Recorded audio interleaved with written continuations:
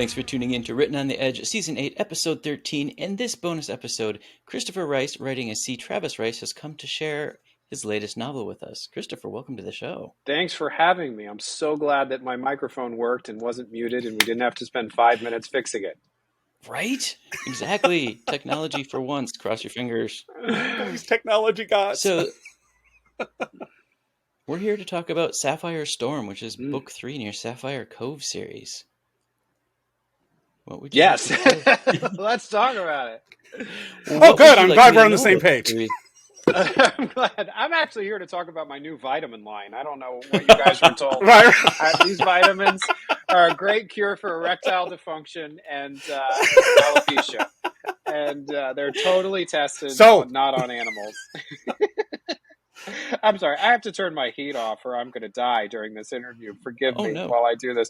We don't want you to melt. Yeah, Sapphire Storm. Are you guys romance readers? Do you guys read romance novels? We're not only romance readers. We write. We're also writers too, and I tend to write what I call queer romance, where it's not necessarily beholden to the cis heterosexual kind of setup formula. Queer romance can have a happy ending. That, and it's also, they don't have to be right into the sunset together. It can be, I really like being with that person, but they're not the best for me. So maybe I need to keep searching, so that happy ending can be self, as well, because I think mental health is good for our community, kind of thing. So, yeah. So yes, I read we totally are. We totally get it. I read some study that said the most depressed people were married, like that they... they were stuck with people they couldn't get away from. Anyway, so I was springing off that point into my romance novel, Sapphire Storm.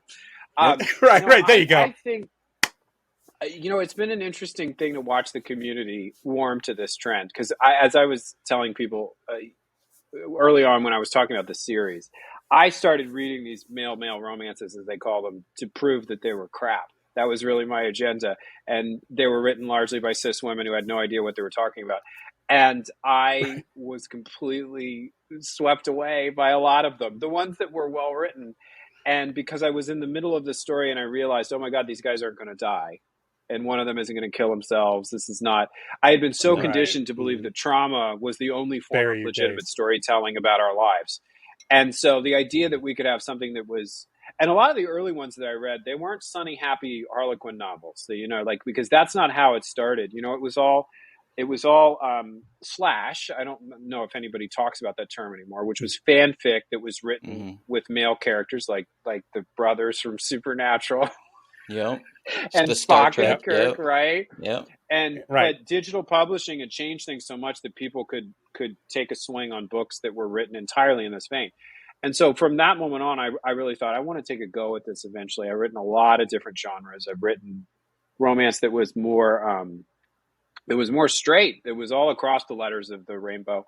But a full-on, happily ever after, spicy, sexy love story about two guys was something I had yet to do because I was in the trauma crowd. Like, my first relationships were not great. I had not had a happily ever after with anyone.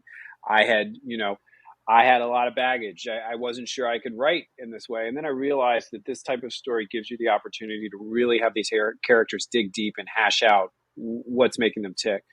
So, they're all standalones. They share a universe, they share a location, which is the resort of Sapphire Cove, but each book is a different relationship with a different set of characters. So I like to say you can jump on at Sapphire Storm. It's like you read the synopsis and you think, okay, which sounds more interesting? Okay, former bully, recovery, maybe not that one. Oh, fitness celebrity, pastry chef. And so you can enter at any point. And if I've done my job, maybe I've sucked you into a larger world you may not have been willing to commit to from book one. Okay, so I got to ask. Go ahead, Vance. And say Sapphire Storm is a friends or enemies to friends story. Enemies to lovers. Enemies to lovers. All right. To creative stuff with a bucket of ice cubes. Enemies to. I mean, it is two people who I thought I wanted to create.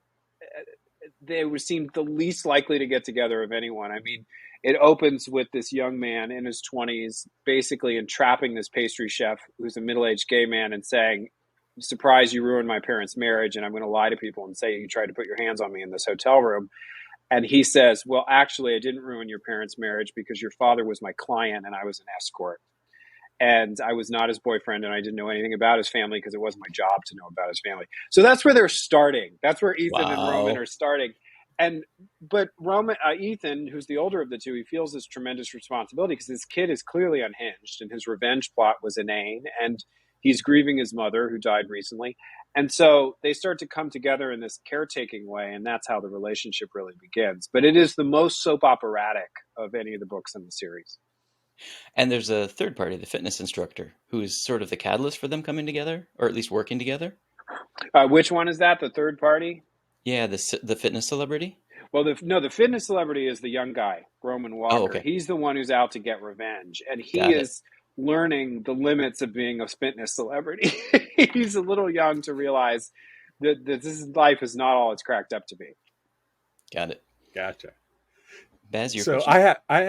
I have a couple of questions. So my sister's a pastry chef, and I saw your author's notes in the beginning of the book. Uh-oh. So how was that excursion? Because I get it every day. She comes home and I get all the stories of what goes on in the kitchen. So what was that like as an aspect in this novel? Well, I would say it's interesting because I wanted his personality to be very precise and specific, and that's what pastry chefing is about. It's about, well, all cooking is really about timing, right? And so, right. But the calculations and the patience and the methodical nature, and I love the idea that they're in a hotel kitchen, right? He's the pastry chef for Sapphire Cove, the resort. On the outside of his door is the insane kitchen where room service is happening. And I've seen these kitchens, which is really fun. But the breakfast buffet, all this stuff is getting hauled up. And then in his little corner, he's designing these elaborate floral wedding cakes and sort of sees himself as kind of superior to the sweaty rabble outside toting, containers full of scrambled eggs up to the buffet. So that seemed very much like his personality, but also it was about nourishment, right? I mean, if you have a character with a caretaker personality, they love to cook for people. And one of the most romantic scenes for me in the book is when he cooks for Roman for the first time, because Roman admits to having had a Red Bull and a lot of adolescent angst to eat that day. And he says, sit down. He's like, I'm on a diet. I don't care what diet you're on. You're eating veal piccata because it's got plenty of carbs in it and you need carbs to calm down. So I loved having that be an extension of his character. Excellent. And as writers, we often, at least for me, when I wrote my series that I'm working on, I found I had a character who suddenly appeared who became a favorite, but wasn't the focal character. Did that happen for you with any of the Sapphire books where you honed in on a character and you went, wow, I kind of really like them? It was, yes. And it is, he's going to get his own book next, spoiler alert. And it's Donnie. Okay. Donnie, okay. The porn star friend who you meet in book 1, who doesn't make an appearance in book 2 and then comes back with a vengeance in book 3 because he's Ethan's old friend. And Donnie was really my attempt to normalize sex work, really, particularly in the porn industry, because I have a lot of friends who work in it, and they're not who you've been led to believe they are by puritanical voices. And and the freedom that Donnie has to just say whatever the F he wants to say, because he lives this life. He was a really popular performer, and he's become the director and owner of the studio. And he's built the studio into a community that he thinks it needs to be, given his own experiences as a performer. And I just love him.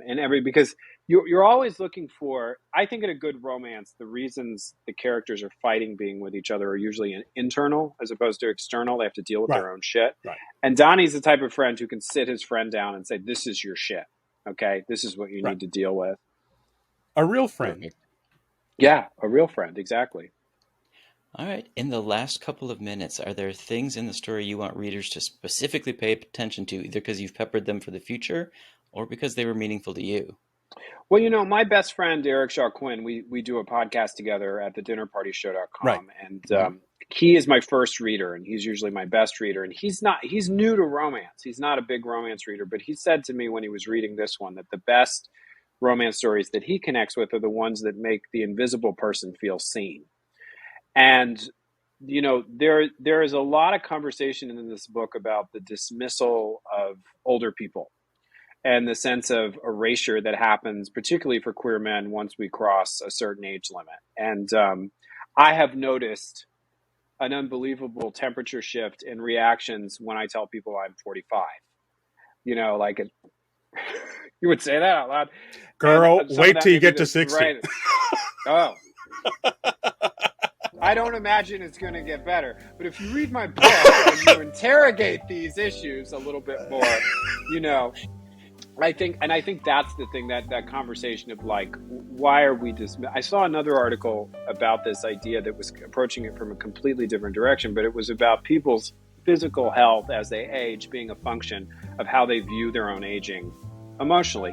And that some of that is about the language that we hear about older people. That we're not, there are a lot of cultures out there other than ours that don't have this attitude towards aging people. There are a lot of Asian cultures that venerate the wisdom of people but we have this tendency to dismiss older people as either mired in some corrupt power structure or completely wedded to past societal failures. And we sort of sweep them aside, and we also lose their experience. And, we don't want to sleep with them, apparently. So I'm against that. I'm pro sleeping with older people now that I'm 45. I think we should all let those barriers Well, it's also, also when you get people that, as you say, invisible people, I have a lady who's a reader of male romance and stuff. And one of the things she says she always wanted to find, because she deals with, I believe it's cerebral palsy. So she has a disability. And says she's often trying to find those stories that show their community, but in a light that uplifts it and says, they're part of the community too. And so I'm down with you finding those kinds of invisible people to connect with. It's a great comment from your friend there, that because they do want to be seen. Representation absolutely matters. It really does. And the promise of romance is that everybody deserves a happily ever after. And there are people out there writing happily ever afters for serial killer characters. I'm not sure I'm willing to go that far, but there's a lot out there, and that's the promise that we have to keep. And you can't give them a happily ever after if you depict them as being hopelessly miserable or held back by the reality of their circumstances. I think that's not a salute to their humanity and their personhood. Right. Excellent. I need to interrupt for just a second. We will delete this out. I forgot to tell you, when we end the interview, leave your browser open till you get a pop-up that says it's uploaded.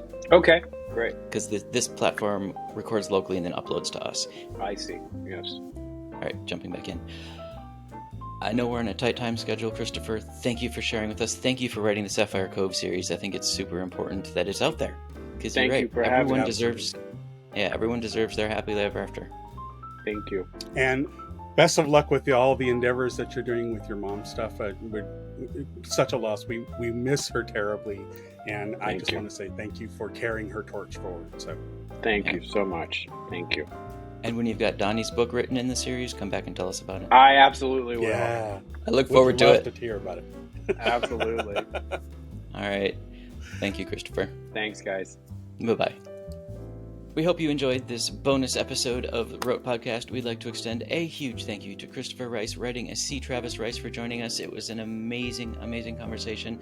We look forward to seeing more from him soon. We at Written on the Edge are proud to introduce you to new media by queer content creators. So if you enjoy learning about these artists, like, subscribe, join us on YouTube. There's going to be more there. Join us on Patreon. We're starting to drop even more stuff for our followers. Tune in next week for your queer media fix. Bye-bye.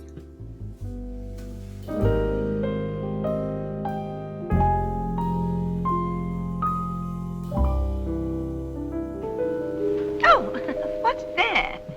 Closing time. The bums rush in melody, dear.